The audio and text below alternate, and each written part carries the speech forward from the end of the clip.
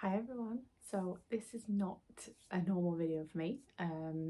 It's not an unboxing, so, which is what I guess most of you have probably come to expect from me here. But this is a video that I have mentioned I was going to do. It's just taken me a little longer to do it than I was originally anticipating. So most of you who are regular viewers of this channel will know that I went on a trip back in October and I went to Costa Rica.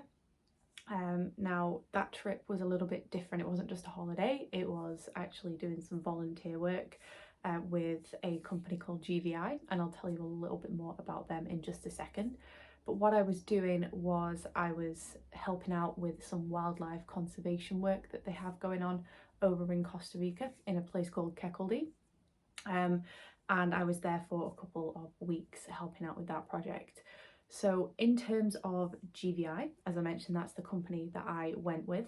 They connect people all over the world with impactful environmental projects in some of the most vulnerable habitats around the world, and they have done this for over 2 decades, so they're a really well-known, well-trusted and very highly experienced company.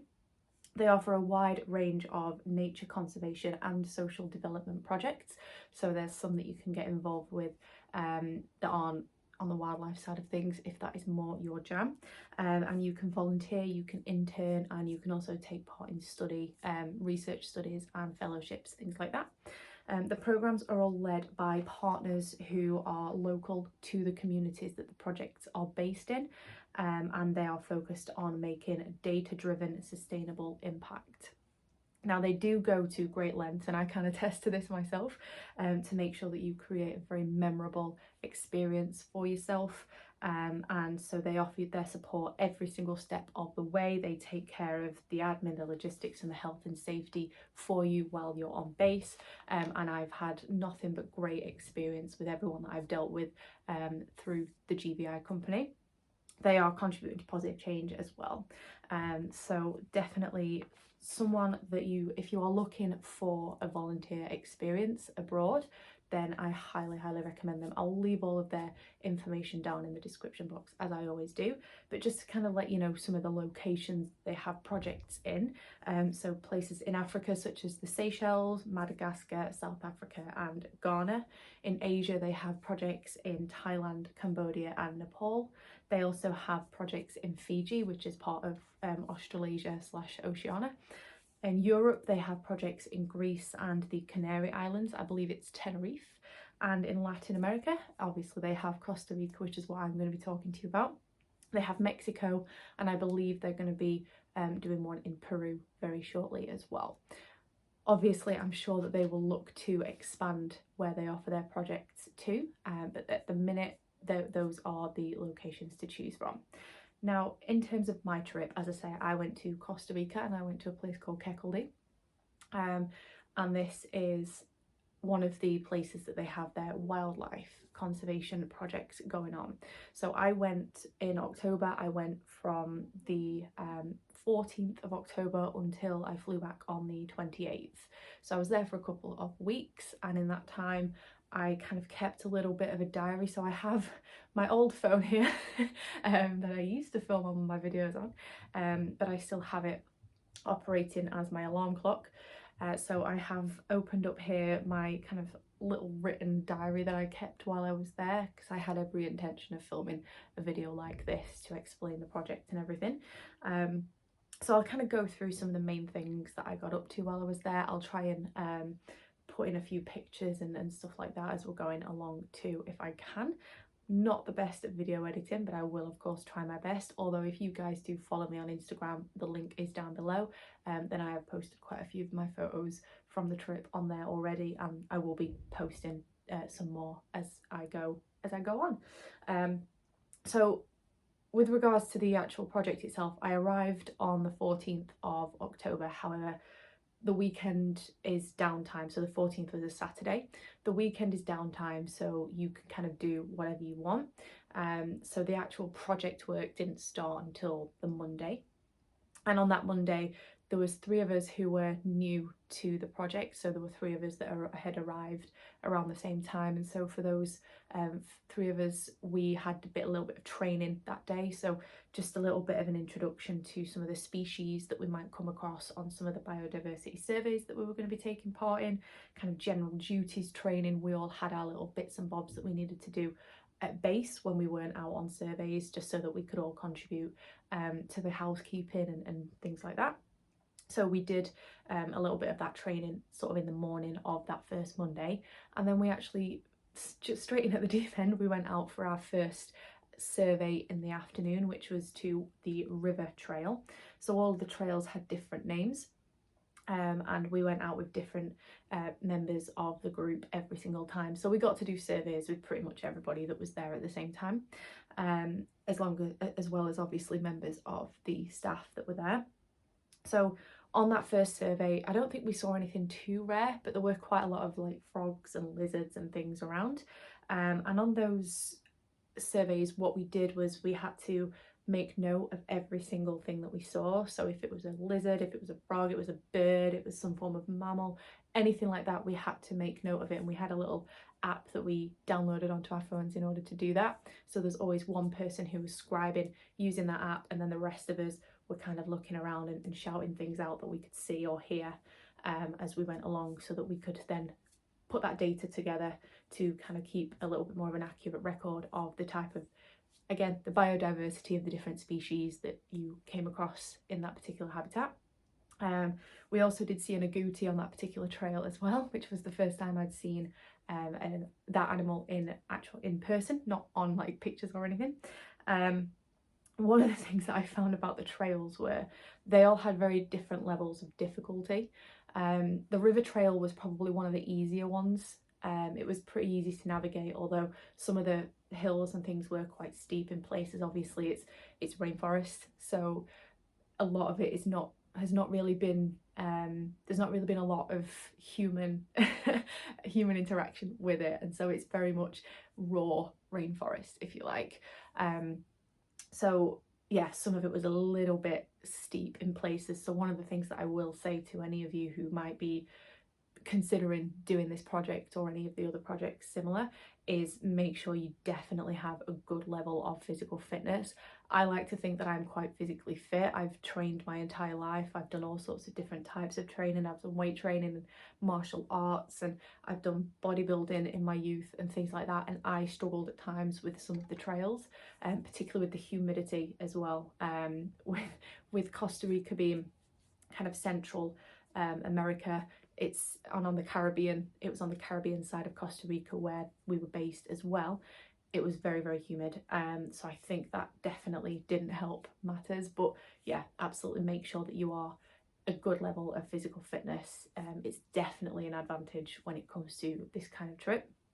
When we got back to base after that first survey, so the surveys took around an hour, and then it was obviously the travel time either side of it to get to the start of the trail. When we got back to the base, we actually managed to see a sloth. She was in one of the trees that you could actually see from base. We saw her quite a few times during our time there. She seemed to just kind of chill out in that particular tree. So that was a really nice sight to see, particularly on the first day. One of the things that did take me by surprise was the showers on base. So where we lived, it was basically like a big tree house. It had 3 floors. The top floor was where we slept as volunteers and interns. The staff had their own separate little houses just a little bit further up from the tree house that we stayed in. The middle floor was the kind of recreation area, so it was where we would eat, where we would do our games, where we would have all our training and just kind of hang out, a little bit of a social area. And the kitchen was also in there as well. And then the bottom floor was where the toilets and the showers were.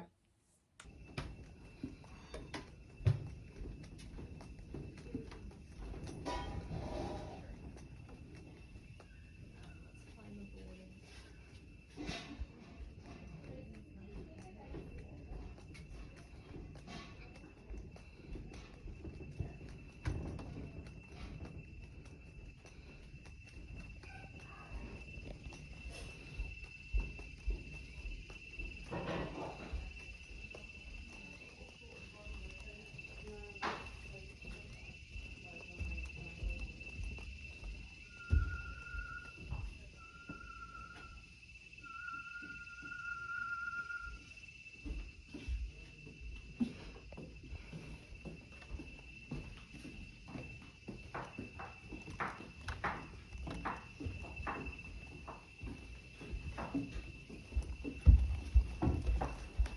don't know. So why is masculinity damage?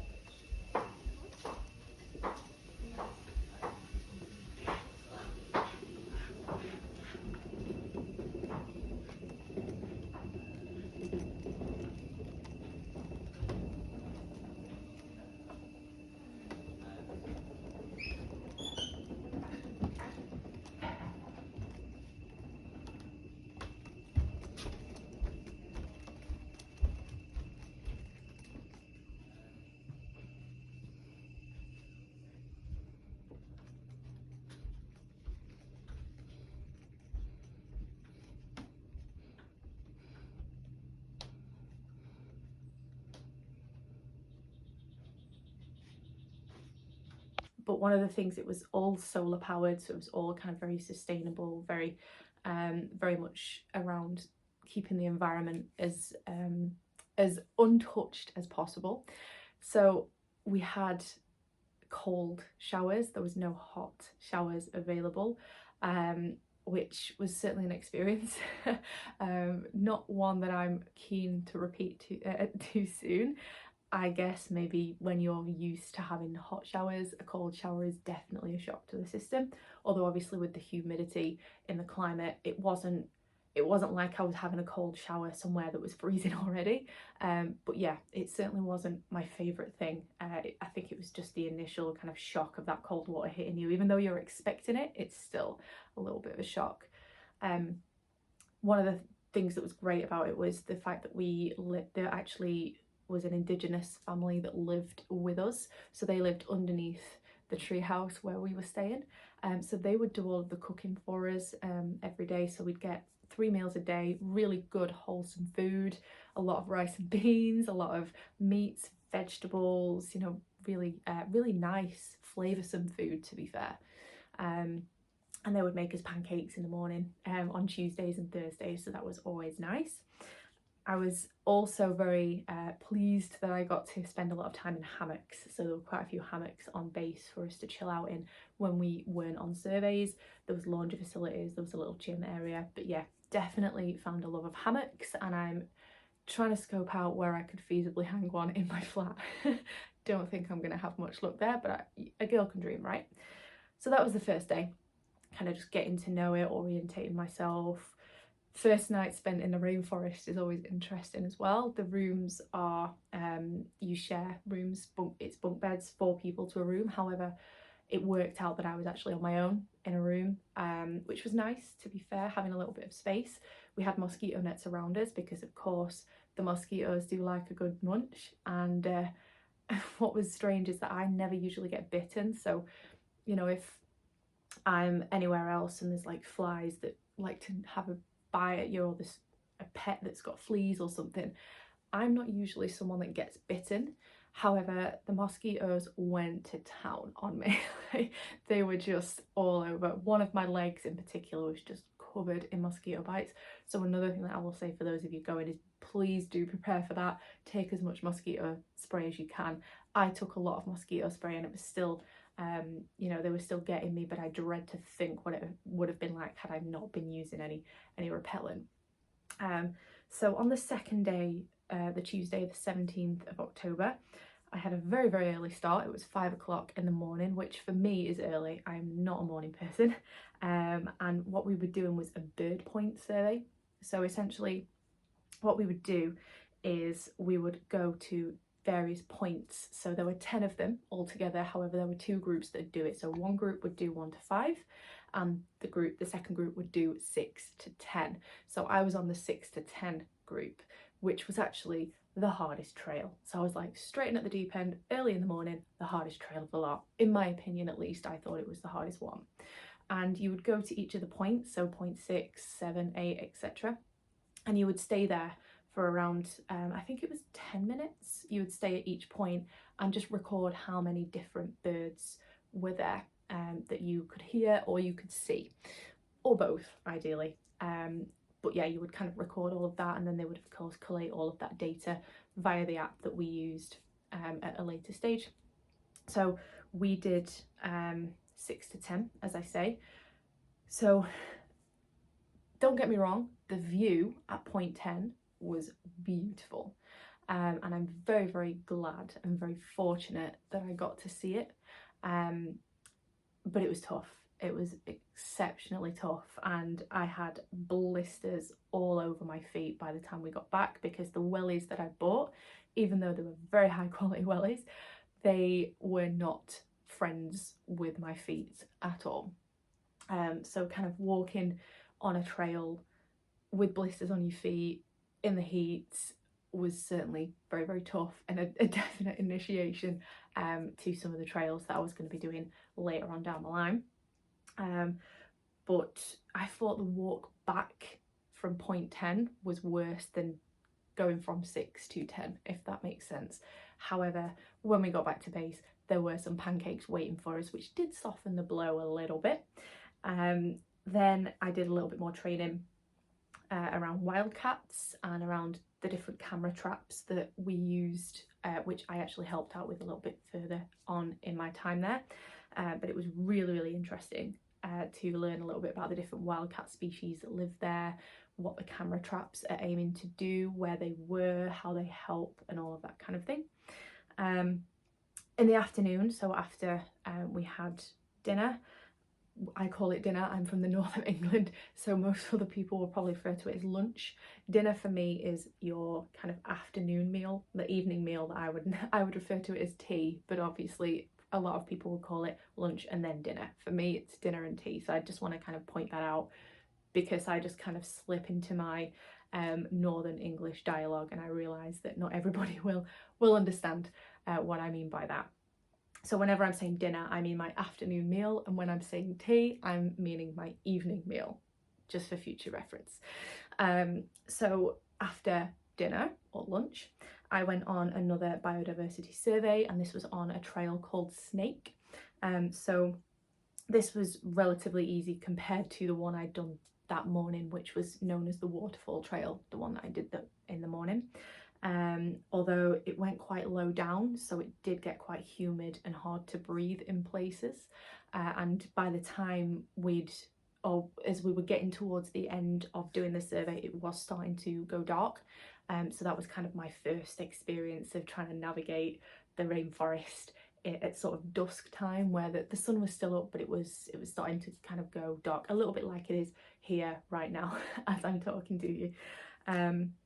So the heavens opened when we got back as well, so we were really, really lucky to miss the rain, and we managed to kind of get ourselves nice and settled in, and there was a thunderstorm, which was amazing to watch. Apparently that doesn't happen all that often at that time of year in that part of Costa Rica, so that was quite interesting to find out that we were kind of witnessing something that was quite uncommon. But there's also one of the things that I enjoyed about it was that there was a nice little mix of free time as well as time out on surveys. So, you know, you got time to relax, you got time to spend with your other people that were kind of there at the same time with you, or, you know, you could go and chill out in your room. I took a few books and things with me to read in my downtime if I wanted to. And you know, it was just nice to have that little bit of a mix, so that it did still feel a little bit like a holiday, even though it wasn't fully the kind of holiday that you would normally expect where you just lay on the beach all day.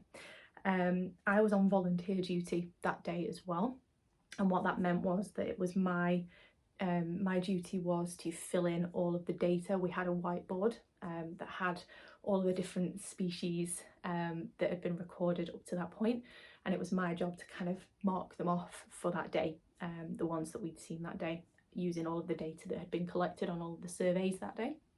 So it took me a while because I wanted to make sure I did it right, but it was really interesting and really fun to see what kind of things had been spotted.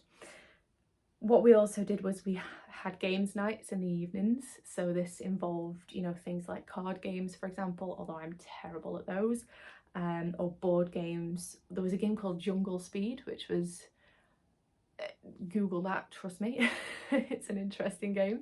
But it was a nice chance for us all to kind of unwind and relax together after a hard day and a long day, in most cases, of kind of being out doing trails and things like that. I was also surprised how quickly the days went. So even though you started really early in the morning, the days went so quickly. So you were kind of like going to bed and you're like, I cannot believe that the day's over again already. Although we did go to bed quite early because of the solar power, we had to kind of turn the lights out around sort of 9 o'clock-ish. Now on the Wednesday, I had another early start and I went on another survey to the waterfall trail again.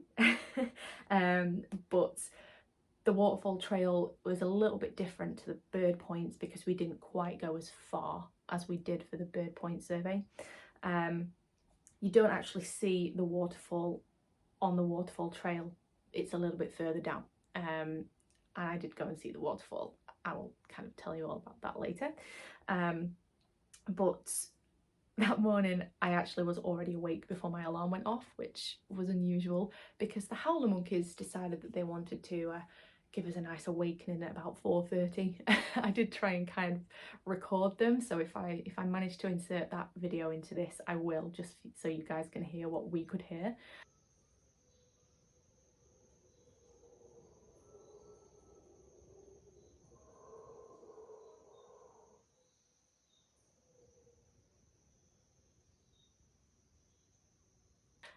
But it was basically pitch black and all you could hear was just these monkeys just howling at each other. It was really quite bizarre.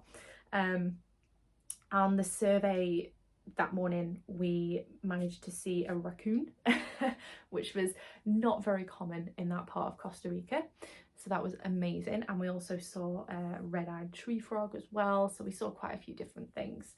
I was also on weather duty that day, so what you had to do when you were on weather duty is you recorded the cloud coverage, the rainfall and the temperature at 3 different times of the day. So we'd set alarms, whoever was on weather duty that day would set alarms on our phones to remind us to check. And we had a little, it was like it looked like a little funnel thing, but it basically caught whatever rain came down, it would catch it, and we'd just write down what millimeters it was on the board. Which again was all used as part of the research that is being done there. In the afternoon, I had a little bit more training again, this time around the migratory birds that were passing over, as it was the autumn migration period while I was there, which meant that we got to witness the incredible behaviours of a lot of the migratory birds that pass through during their flight south for the winter. And we had a hawk watch tower, which I got to go to a few times, and I will admit, going up the tower itself, I was terrified because I have a weird thing where if there are steps and there's gaps between the steps where you can see down, I hate that. It really freaks me out, and that was what that tower was like. But the view from the top was unbelievable and definitely worth the shaky knees as I was kind of going up really very slowly.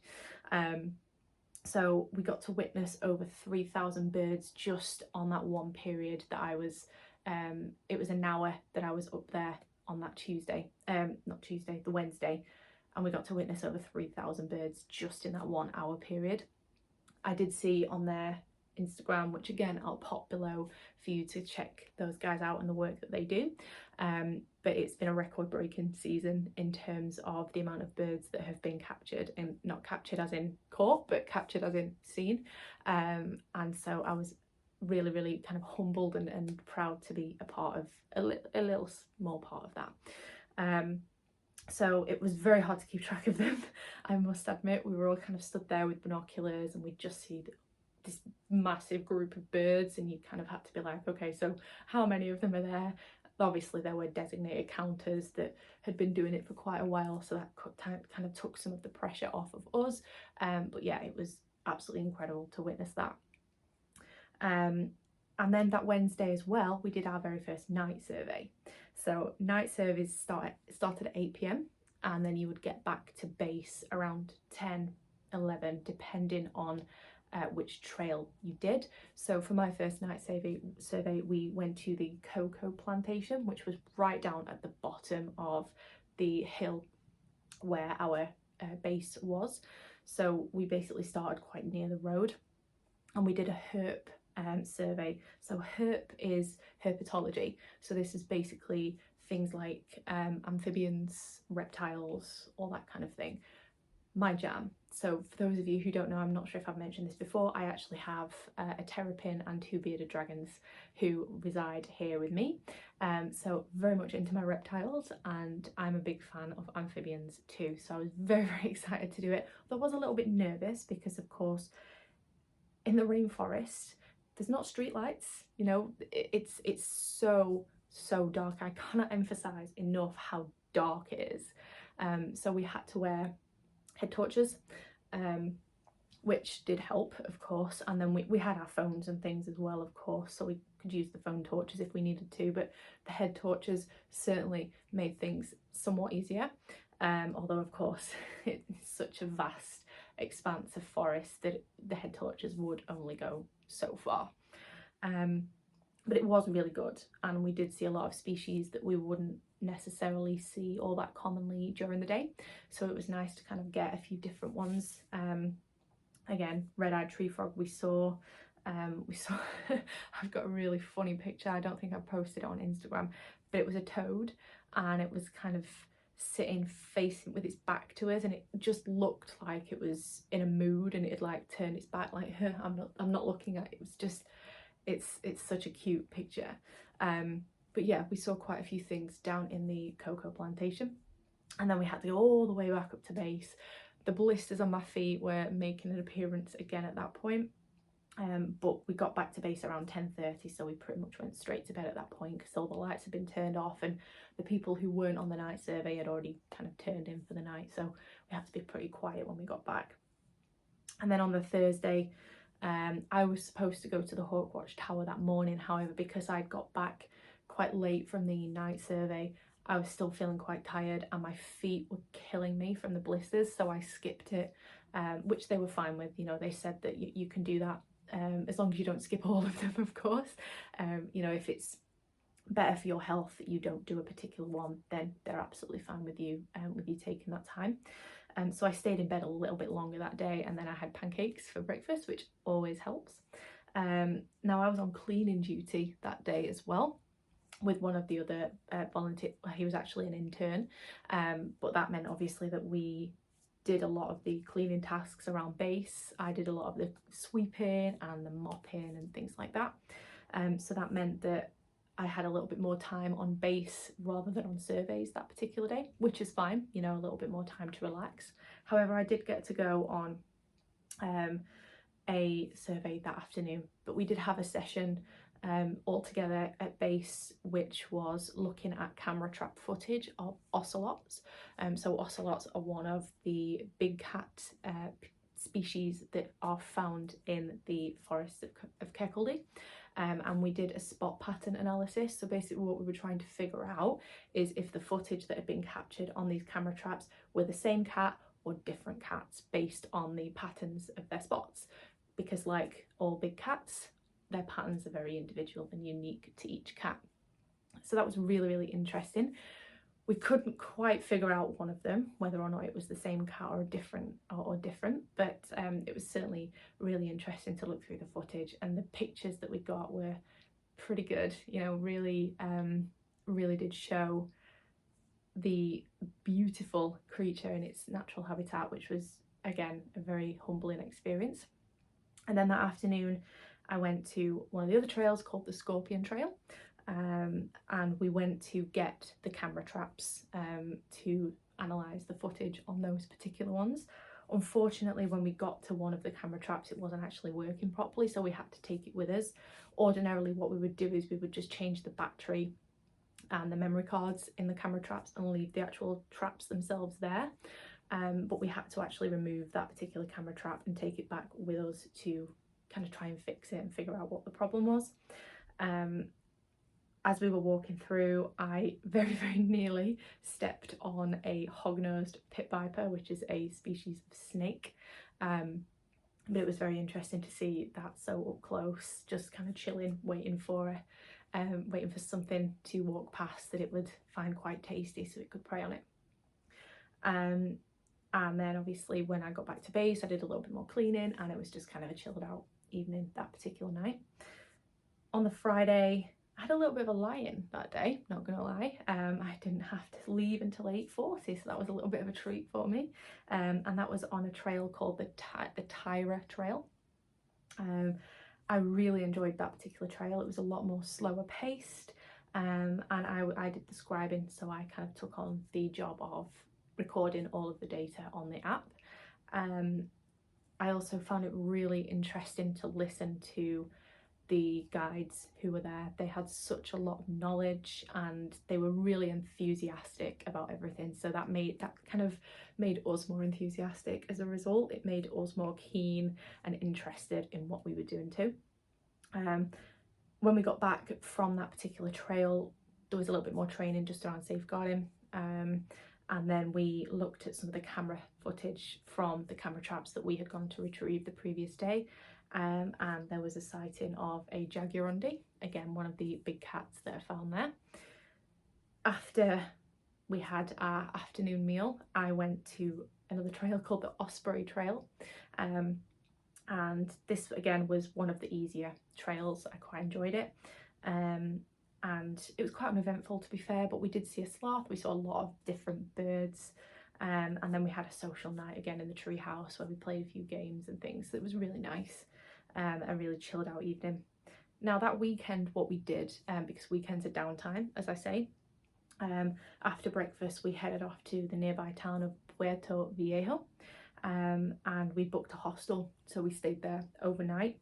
So we walked down to the bottom of the hill where we were based, and there's a road at the bottom of the hill.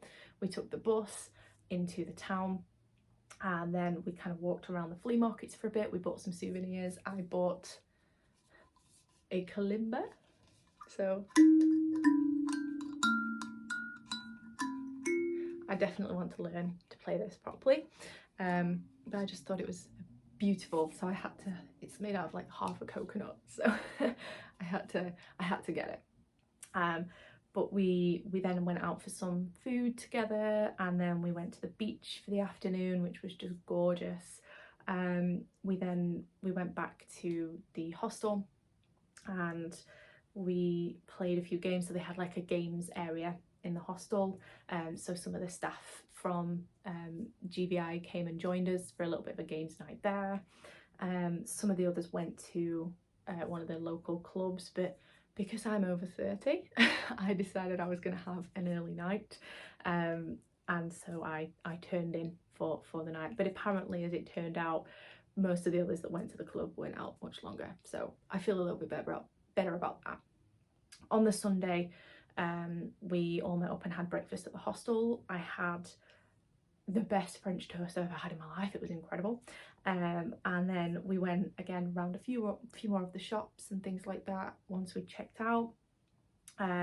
Went for smoothies and had a little bit of an early dinner before we headed back on the bus to a place called Hone Creek, which is basically the town that was at the bottom of the hill that we were staying in. So we hiked back up to base in the early afternoon and spent the rest of the day relaxing in the hammocks, reading, and kind of just chilling out with each other again before we went back to bed ready to start the second week. Now on the Monday the 23rd, I had an early start again, so I went to an ocelot trail, which was a new trail I hadn't done before. We saw a tyra, which was interesting. We saw a few other different birds and things. There was one, and I cannot remember the name of it now, but it sounds, when it chirps, it sounds like one of the comedians that's quite well known in the UK, called Jimmy Carr.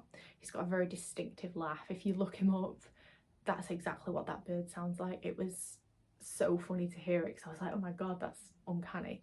But then we got back to base and the sloth was there in the tree again. She was kind of waiting for us.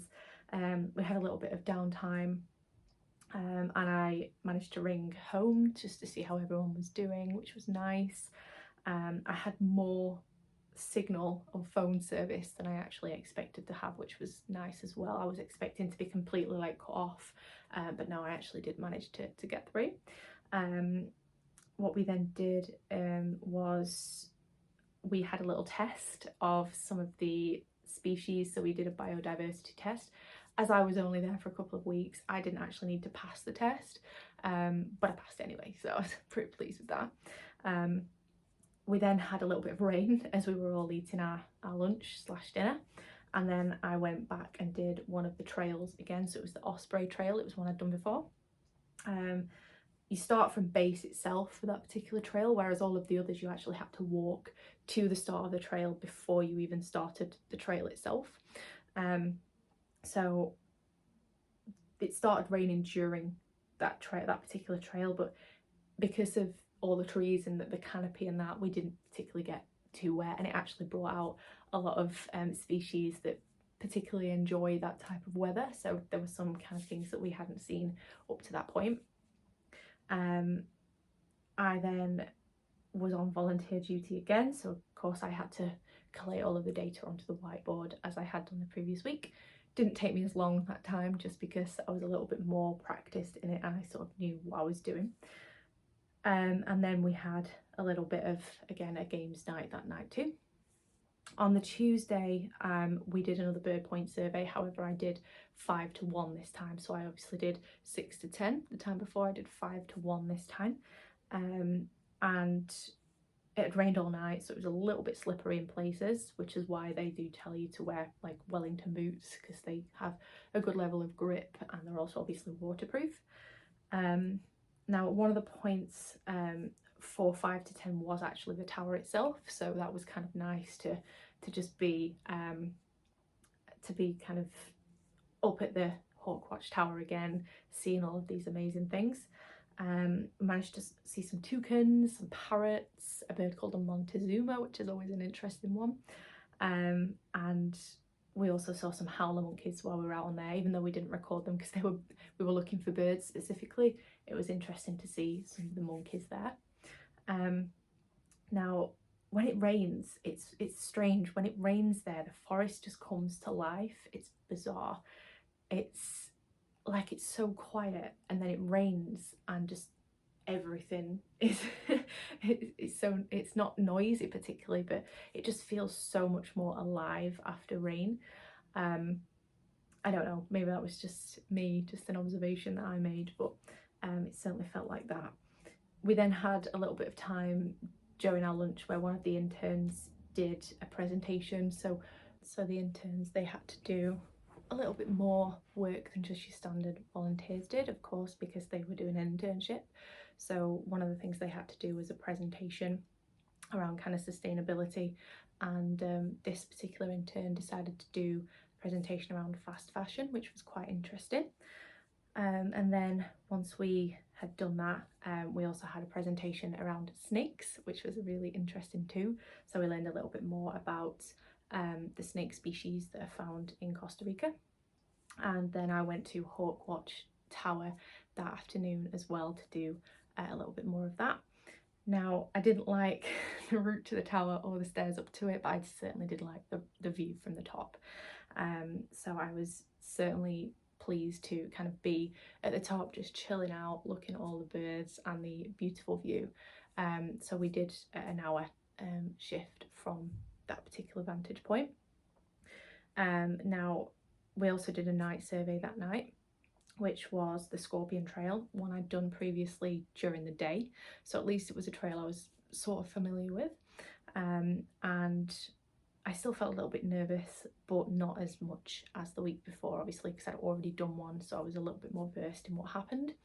And there was a lot of activity on that survey. We saw frogs, lizards, birds, and a fer-de-lance snake. I was so excited to see that. It was one of the things that was on my list of things that I wanted to see, along with the sloths and the monkeys and the parrots and the toucans and just so many other things that I wanted to see. But I was very, very pleased to have seen a fer-de-lance. Now, we got back to base and again went straight to bed that night, and then I had a little bit of a lie-in on the Thursday. And then I went to the waterfall trail. So we did, again, a fairly uneventful sort of survey, to be fair, but we did spot some beautiful birds and a squirrel, a bit random. and I managed to do the whole walk back without having to stop, which I was very pleased with myself for. Now, we were supposed to do another trail that afternoon, but we had a really heavy downpour just before we were due to set out, and it was decided that for safety reasons, due to the amount of rain that it had put down, that we were not going to do that particular survey. So I had a little bit more downtime, and we also were supposed to have an astronomy night, which unfortunately had to be cancelled as well due to the rain. One of those things, you can't control the weather, and it was still nice to kind of spend a little bit of time on base as well. Now, the Thursday was my final full day, and I did bird transects, so that's a little bit different from bird points because you don't actually stop. You go to the same points, but you don't stop. You actually move very slowly for a period of time through the transect. Now, we had a little bit of a slippery ground, but it was okay. It wasn't unsafe by any means, and we actually managed to see two-toed sloths. So the one that we'd been seeing all week in the tree was a three-toed. We hadn't actually managed to see any two-toed sloths up to that point, but we did manage to see two of them on that particular trail, which was amazing. And again, we managed to get back up the hill to base. I think we only stopped once, which is again a massive improvement for me. Now, we had a leavers presentation that day as well, which just kind of gave us a little bit more information about what was going to happen following on from us leaving the trip, because even though we were leaving the trip, we were then going to be GVI alumni, and we are still contacted by GVI. I have a good kind of relationship with the GVI alumni team now. So we had a little bit more information about what happened following on from leaving, and then it was nice to reflect a little bit as well on the trip and the highlights and things like that. And then we went to the waterfall, which is the leavers experience. So everybody that goes to this particular trip on their final full day, you get to go to the waterfall. And we did manage to get there. However, we only spent probably about 15 minutes there because it started to rain, and we were like, right, we need to get back to base before it starts to get even heavier, and then it makes it very difficult for us to kind of traverse the ground that we were walking on. We saw a few snakes on the way down. The waterfall itself is beautiful, so I was very pleased to get to see it. And then we got back, we had again a nice meal, and we had a nice games night. So we played charades, we played all sorts of different things as a way of seeing us all off. So there were 3 of us that were leaving at the same time. And on the Friday, we had an early start because we had to catch a bus into San Jose, and that bus actually takes 5 hours from where we were based. So we caught the bus into San Jose. It was nice to have a little bit of a chill on the bus, look at the scenery, because there's some beautiful things to see out of the window as well. Obviously, it was tough to say bye to people. You'd spent pretty much 24 hours a day, 7 days a week with them prior to that. And me living alone, it was a massive change for me going from living alone to living with a big group of people for 2 weeks, but it was lovely. And then we obviously went and stayed in the hostel that night, and we flew home the following day. The experience for me, I think one of the highlights was getting out of my comfort zone. One of the things that I've noticed about myself is, because I have anxiety, I always like to try and do things that do push me a little bit outside of the comfort zone for my anxiety, but certainly doing something like this where I was away for such a long period of time with a group of people I'd never met before, that was hugely out of my comfort zone. But some of the incredible things that I saw there, the experience, the fact that, I mean, it was Costa Rica. I mean, you can't be sad in Costa Rica, it's not possible, trust me. But it was just nice to explore a different culture, a different country, see so many amazing animals in their habitats, and learn so much from the people there as well. So yeah, I would like to say a massive thank you to everyone involved with GVI. So of course there were the actual other volunteers and interns that I met while I was there. There were the staff members at GVI, either at base or kind of elsewhere, who kind of dealt with me before, during and now after my trip. and on any future trips that I may decide to go on. One of the amazing things that GVI have as well is they have an ambassador program, which is where if you've been on a GVI trip, you can then earn points, which gives you money off any future GVI trips that you may take. And you can get points for a number of different things. So posting videos and pictures of your trip on social media, doing reviews, attending events to promote the company and the trips, things like university freshers fairs and careers fairs and things. I'm actually going to be attending one next year in February, so some of you may spot me at some of them, but yeah, that all adds up towards you getting money off any future trips that you may take with GVI. But yeah, that's a little bit more about the trip that I took. It was certainly an experience, one that I'm not going to forget for a long time. I will be, as I say, posting various pictures and things of it as I'm going along, so please do keep an eye out for those. And of course, if you have any questions about the company, about the process, anything at all, please do ask. I'll try and leave as much information as I can in the description box as well for you guys to look through.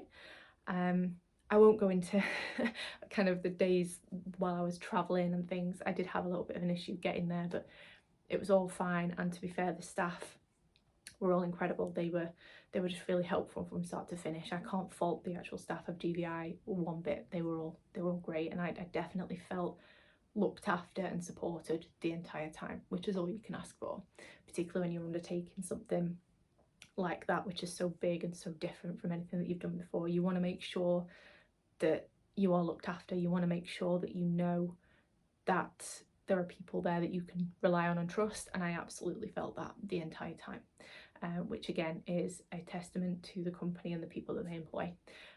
So that's a little bit more about my trip. I'm very happy to have done it, and there's a likelihood that I'll probably go on future trips with them too. I'm already eyeing up a couple of the projects that they have elsewhere.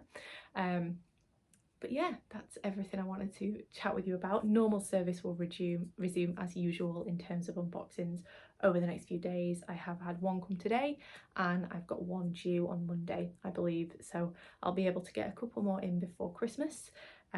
But just in case you don't happen to catch those videos, I want to take this opportunity now to wish you all a Merry Christmas and a Happy New Year.